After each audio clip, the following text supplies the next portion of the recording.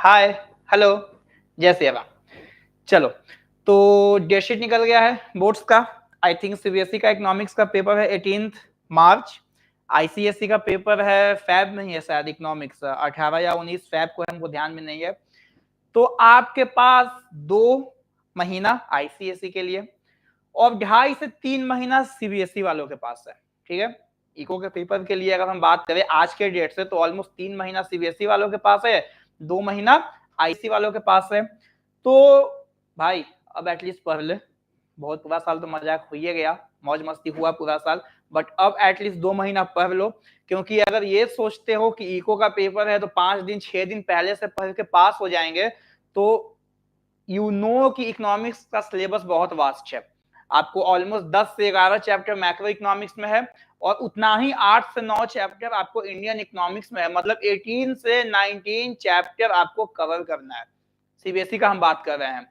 अगर हम बात करते हैं आईसीएसई का तो वहां भी सेम मैक्रो इकोनॉमिक्स प्लस उन लोग का क्या है माइक्रो इकोनॉमिक्स। तो ऑलमोस्ट चाहे हम बात करें सीबीएसई वालों को, चाहिए हम बात करें आईसीएसई वालों को, ऑलमोस्ट 18 से 20 चैप्टर दोनों लोगों को पढ़ना है।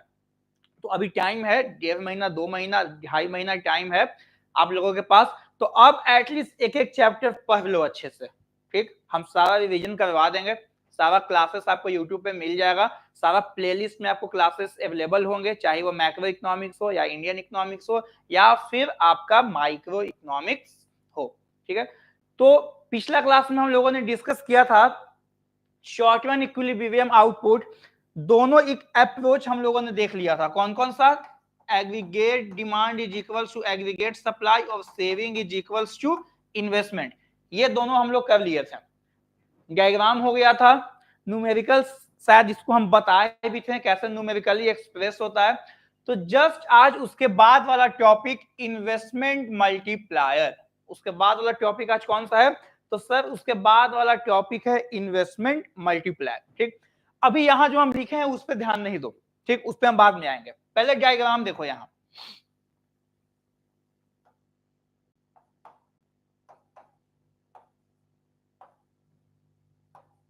एक्स एक्सेस पे इनकम या जीडीपी या आउटपुट और आपका वाई एक्सेस पे sir aggregate supply and aggregate demand.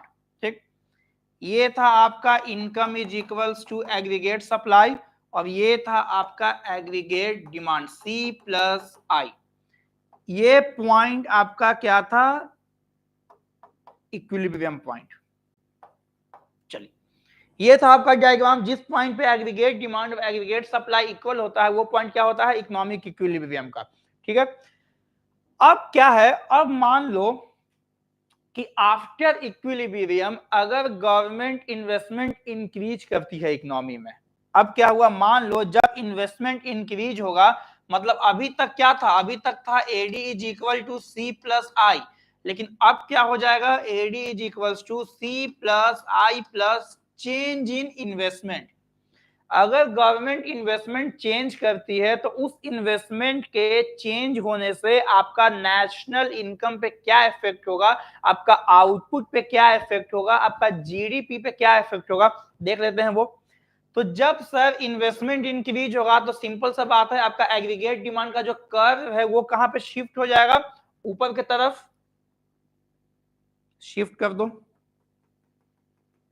ये हो गया आपका एडी शिफ्ट ऊपर की तरफ। ठीक, एडी ये था C plus I plus change in I. ठीक, अब देखो इक्विलिब्रियम कहां है? यहां।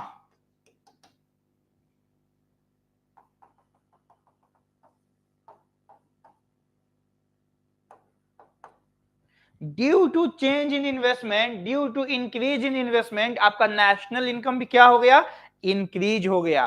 तो अब आ जाओ डेफिनेशन में, क्या लिखा हुआ है कि जो आपका इन्वेस्टमेंट मल्टीप्लाई है ये क्या बताता है? Ratio between change in national income due to change in investment.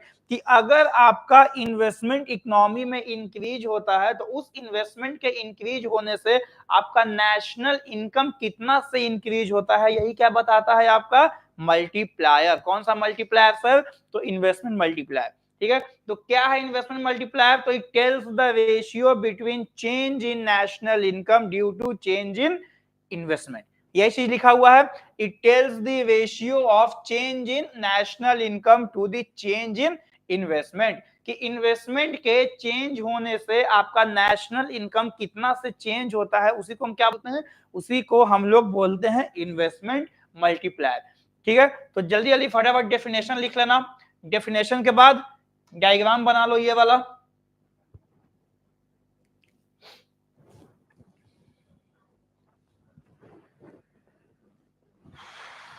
चलो, डायग्राम हो गया आपका, उसके बाद आपका डेफिनेशन हो गया। अब इसके बाद है आपका फॉर्मूला, इन्वेस्टमेंट मल्टीप्लायर का फॉर्मूला। तो देखो,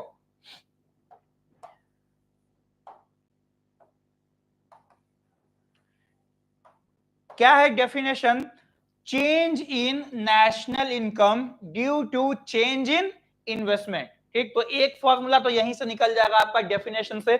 मल्टीप्लायर को हम लोग डिनोट करते हैं के से, capital K is equals to investment multiplier. तो पहला formula change in national income, मतलब change in national income due to change in investment, due to change in investment. पहला फॉर्मूला ये हो गया आपका, multiplier is equals to change in national income divided by change in investment. उसके बाद दूसरा formula क्या है सर? तो K is equals to 1 divided by MPS। MPS क्या था? तो मार्जिनल प्रोपेंसिटी टू सेव, मतलब ये क्या बताता है? Ratio between additional income and additional saving. तीसरा जो फॉर्मूला था वो क्या था? K is equals to 1 divided by 1 minus MPC, 1 minus MPC, marginal propensity to consume, which tells the ratio between additional income and additional consumption। तो ये तीन formula है आपका मल्टीप्लायर निकालने का। कौन कौन सा फॉर्मूला सर? तो सबसे पहले K is equals to delta I by delta I, मतलब change in income due to change in investment. Second आपका क्या है? तो K is equals to 1 divided by MPS। और तीसरा क्या है सर? तो K is equals to 1 divided by 1 minus MPC। ठीक, ये हो गया। उसके बाद आता है क्या? तो उसके बाद आपको पढ़ना है सर K और जो MPC होता है, ये दोनों के बीच में डायरेक्ट रिलेशनशिप होता है, पॉजिटिव रिलेशनशिप। जितना ज्यादा आपका मार्जिनल प्रोपेंसिटी टू कंज्यूम होगा, उतना ज्यादा आपका मल्टीप्लायर का वैल्यू होगा। जितना कम आपका मार्जिनल प्रोपेंसिटी टू कंज्यूम होगा, उतना कम आपका मल्टीप्लायर का वैल्यू होगा। कैसे? देखो, जितना ज्यादा आप कंज्यूम करते हो, जितना ज्यादा आप कंजम्पशन करोगे, उतना ज्यादा क्या होगा? पैरेलली उतना ज्यादा इकोनॉमी में, जितना ज्यादा इन्वेस्टमेंट उतना ज्यादा मल्टीप्लायर ऊपर। तो इसीलिए के और एमपीसी के बीच में डायरेक्ट होता है रिलेशनशिप, पॉजिटिव होता है रिलेशनशिप। और के एंड एमपीएस के बीच कैसा होता है रिलेशनशिप? तो इनवर्स। जितना ज्यादा आप सेव करते हो ना, उतना ज्यादा मल्टीप्लायर का वैल्यू कम हो जाता है। क्यों? क्योंकि कंजम्पशन तो होगा नहीं, तो इन्वेस्टमेंट कहां से होगा? मल्टीप्लायर कहां से इंक्रीज होगा? तो याद रखिएगा, के एंड एमपीसी में पॉजिटिव रिलेशनशिप, के और एमपीएस में इनवर्स रिलेशनशिप। ठीक, इसको देख लो, अलग अलग सिचुएशन में हम दिखा भी देते हैं कैसे। मान लो केस नंबर 1 में आपका एमपीसी कितना है? 0.4 ले लेते हैं। केस बी में एमपीसी हम लोग 0.5 ले लेते हैं। और केस 3 में हम लोग एमपीसी 0.6 ले लेते हैं। ठीक, ये तीन केस है आपका। अब तीनों केस में सर एक एक करके हम लोग मल्टीप्लायर का वैल्यू फाइंड करते हैं। ठीक, आ जाओ पहला वाला केस में। k is equal to 1 divided by 1 minus MPC, यही फॉर्मूला होता है। ठीक, 1 माइनस 0.4 कितना हो जाएगा? तो 0.6, पॉइंट हटाओ 10, कितना आएगा? 12, 6, ऑलमोस्ट आएगा सर आपका 1.66। तो k का वैल्यू कितना? जब आपका एमपीसी 0.4 है तो k का वैल्यू कितना? तो k का वैल्यू 1.66। अब देखो, जैसे ही एमपी 0.5 से इंक्रीज होके, सॉरी 0.4 से इंक्रीज होके 0.5 हुआ, तो अब इस केस में निकालो k। वापस से सेम फॉर्मूला 1 माइनस एमपीसी, तो 1 माइनस 1 माइनस 0.5 कितना आएगा 0.5, पॉइंट हटाओगे 10 2। देखो जैसे ही एमपीसी का वैल्यू इंक्रीज हुआ आपका के का वैल्यू भी इंक्रीज हो गया, मतलब there is a positive and direct relationship between MPC and investment multiplier. तीसरा भी निकाल लो, K is equal to 1 minus MPC 1 minus 0.6 0.4, point हटाओगे 10, ई कितना आएगा 2.5। तो देखो जैसे जैसे आपका एमपीसी का वैल्यू इंक्रीज हुआ वैसे वैसे आपका इन्वेस्टमेंट का वैल्यू भी इंक्रीज हुआ ना, इन्वेस्टमेंट मल्टीप्लायर का वैल्यू भी इंक्रीज हुआ, मतलब sir there is a direct and positive relationship between multiplier and marginal propensity to consume.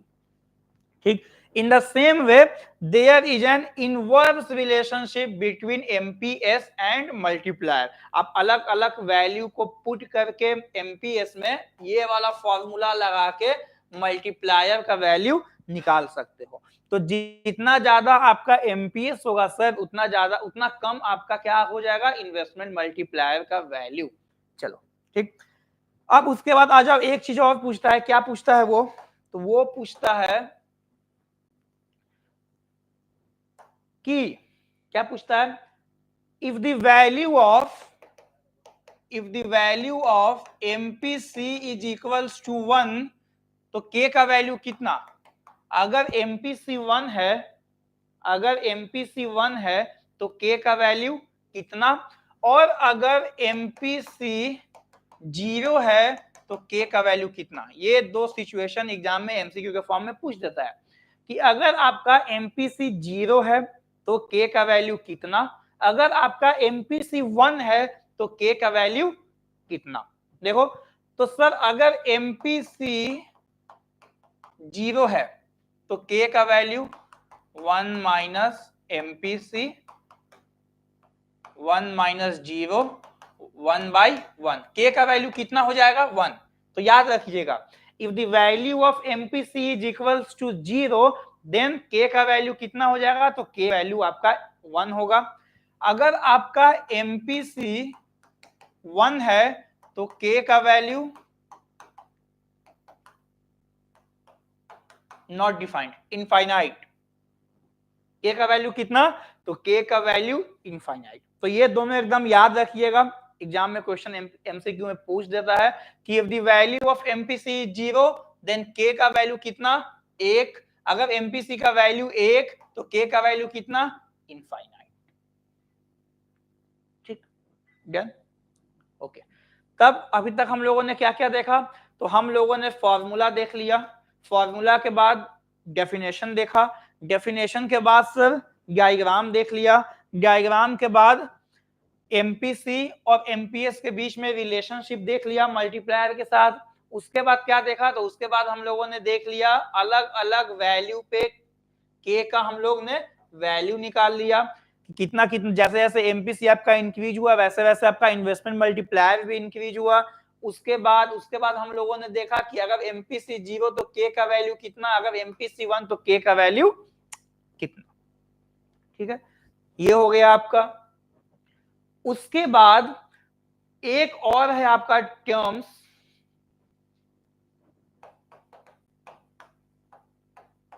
Forward multiplier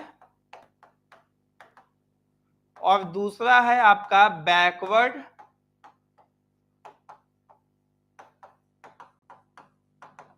multiplier. ये दो टर्म्स है सर, एक फॉरवर्ड मल्टीप्लायर और एक आपका क्या है, एक है आपका बैकवर्ड मल्टीप्लायर। तो फॉरवर्ड मल्टीप्लायर कुछ नहीं है, फॉरवर्ड मल्टीप्लायर क्या बताता है कि अगर आपका इन्वेस्टमेंट इंक्रीज होगा तो उससे आपका नेशनल इनकम भी इंक्रीज होगा। ठीक है, फॉरवर्ड मल्टीप्लायर यही है, इट टेल्स देम क्या बताता है कि when investment increases national income also increases. Backward क्या बताता है कि अगर आपका इन्वेस्टमेंट घटेगा तो इनकम भी वापस पीछे की तरफ घट जाएगा, व्हेन इन्वेस्टमेंट हो जाता है। और फॉरवर्ड क्या बताता है कि इन्वेस्टमेंट इंक्रीज होने से आपका नेशनल इनकम भी इंक्रीज हो जाता है। उसके बाद एक छोटा सा टर्म्स और है, एक्स एंटे और एक्स पोस्ट। ठीक, अब चाहे इसमें सेविंग हो या फिर इन्वेस्टमेंट हो। अगर एग्जाम में क्वेश्चन पूछ दे what do you mean by ex ante saving, तो जो सेविंग आप प्लान करते हो ना, जो प्लान सेविंग होता है या फिर जो प्लान इन्वेस्टमेंट होता है, तो वो क्या होता है आपका एक्स एंटी। और जो एक्चुअल में आप सेविंग करते हो, जो एक्चुअल में आप इन्वेस्टमेंट करते हो, वो क्या होता है आपका एक्स। जैसे हम ये प्लान कर लिए कि 2024 के एंड तक हम इतना पैसा सेव करेंगे, वो हम प्लान किए तो एक्स एंटी। लेकिन हम जो प्लान किया कि हम 5 लाख सेव करेंगे, सेव कितना हुआ, सेव हुआ एक्चुअल में 2 ही लाख, तो वो क्या हो गया आपका एक्स पोस्ट। मतलब एक्स पोस्ट होता है आपका एक्चुअल कितना में आप सेविंग या इन्वेस्टमेंट किए, actual saving and actual investment क्या। एक्स एंटी का मतलब होता है सर प्लान, कि आप प्लान कितना किए करने का, जो प्लान किए वो एक्स एंटी, जो किए वो एक्स पोस्ट। ठीक है, ये ध्यान में रखना। उसके बाद लास्ट टॉपिक क्या है इन्वेस्टमेंट मल्टीप्लायर का, मोस्ट इंपॉर्टेंट टॉपिक जहां से परीक्षा में क्वेश्चन आता है आपका है वर्किंग मल्टीप्लायर का। वर्किंग कि काम कैसे करता है।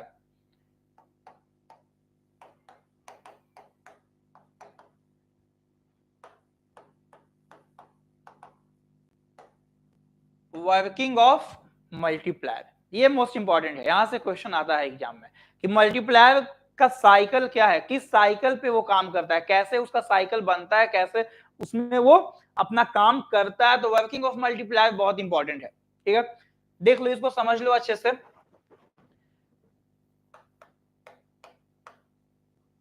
अराउंड इन्वेस्टमेंट, इनकम, उसके बाद कंजम्पशन और उसके बाद सेविंग। ठीक, एग्जाम में हम क्वेश्चन पूछे भी थे, ये explain the working of multiplier, तो इस जगह पता नहीं लोग लिख दिए थे ये क्या बोलते हैं उसको, credit creation bye commercial bank, money multiplier लिख दिए थे। पूछे थे इन्वेस्टमेंट मल्टीप्लायर, लिख दिए थे लोग मनी मल्टीप्लायर। तो ये वाला ध्यान से समझ लो। सबसे पहले हम लोग ये अज्यूम करते हैं कि जो आपका एमपीसी है वो है 0.5, मतलब जितना भी आपका इनकम होगा उस इनकम का 50% आप कंज्यूम करोगे, 50% आप सेव करोगे।